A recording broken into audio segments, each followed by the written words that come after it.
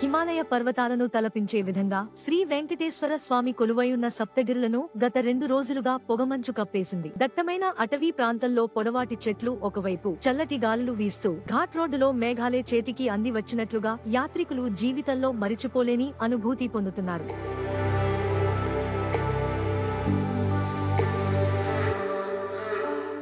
శేషాచలం అటవీ ప్రాంతం నుంచి జాలువారే జలపాతాలు ఒకవైపు భక్తులను మంత్రముగ్ధులను చేస్తుంటే గత 2 రోజులుగా తెల్లటి పొగమంచు తిరుమల గిరులను కమ్మేసింది. సూర్యోదయం మరియు సూర్యాస్తమయ సమయాల్లో ఈ దృశ్యాలు చూసి తీరాల్సిందే. ప్రధానంగా రెండో ఘాట్ రోడ్డులోని 9వ మైలు నుంచి మొదటి ఘాట్ రోడ్డులోని 7వ మైలు వరకు మంచు దుప్పటి కప్పేయగా శ్రీవారి ఆలయంతో పాటు పరిసర ప్రాంతాల్లో పొగమంచు కమ్మేయడంతో భక్తులకు కనువిందు కలిగిస్తోంది.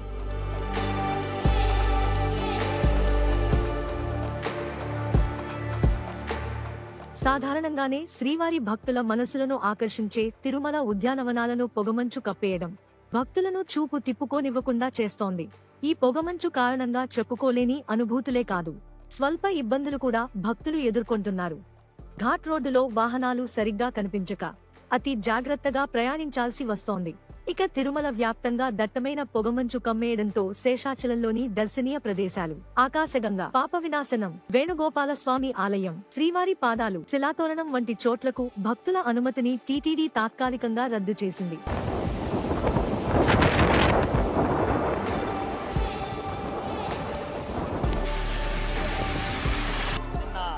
తిరుమలకు రావడం జరిగిందండి. నిన్నటి నుంచి ఆహ్లాదకరంగా ఎలాగుందంటే తిరుమల చాలా అద్భుతంగా మంచు కురుస్తూ ఎప్పుడూ చూడని విధంగా ఇక్కడే ఉండాలి అని నిన్నొచ్చి కూడా ఈరోజు కూడా ఇక్కడ ఉండడానికి కారణం దగ్గరదాపు ఈ చుట్టుపక్కల ఉన్నటువంటి ఈ మంచు బ్రహ్మాండంగా దుప్పటి కప్పుకొని ఉండడం, స్వామివారు కూడా కనబడినట్టుగా గుడి కనబడడం. కానీ ఈ యొక్క కార్యక్రమాన్ని ఇక్కడ ఉన్నటువంటి జనసందోహాన్ని చూసి రెండో రోజు కూడా ఇక్కడ ఉండడం జరిగింది.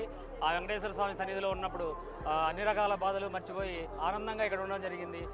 అందుకని ప్రతి ఒక్కరు కూడా ఇక్కడ 1-2 రోజులు ఉంటే ఎటువంటి ఇది బాధలు ఉండవని చెప్పి నేను మనస్ఫూర్తిగా కోరుకుంటున్నాను. ఇక్కడ నిన్న రావడం జరిగింది. చాలా పొగమంచుతో కూడిన వాతావరణం ఇక్కడ ఉంది. అయినప్పటికీ కూడా మేము దేవుని మీద దర్శించుకోవాలంటే ఒక ఆశయంతో వచ్చాము. మాకు ఎన్ని కష్టాలు వచ్చినప్పటికీ కూడా మేము దేవుని కృప వల్ల మేము అధిగమించి దేవుని దర్శనము చాలా సంపూర్ణంగా అయ్యింది. జై గోవింద. ఈ వాతావరణము చాలా ఎక్కువగా వర్షం పడతా ఉండింది, క్లౌడ్ అంతా ఉండింది, మంచుతో కప్పుకొని ఉన్నది. అయినా కూడా మేము దర్శనం చేసుకోవాలా ఈ సంకల్పంతో మేము గట్టిగా దృఢ సంకల్పంతోనే వచ్చినాము. అదేవిధంగా కూడా మాకు దర్శనం బాగా అయినది. వాతావరణం కూడా అనుకూలించకపోయినా కూడా మాకు అంత వర్షంలో సంకల్పం వల్ల మేము దర్శనం చేసుకోగలిగినాము.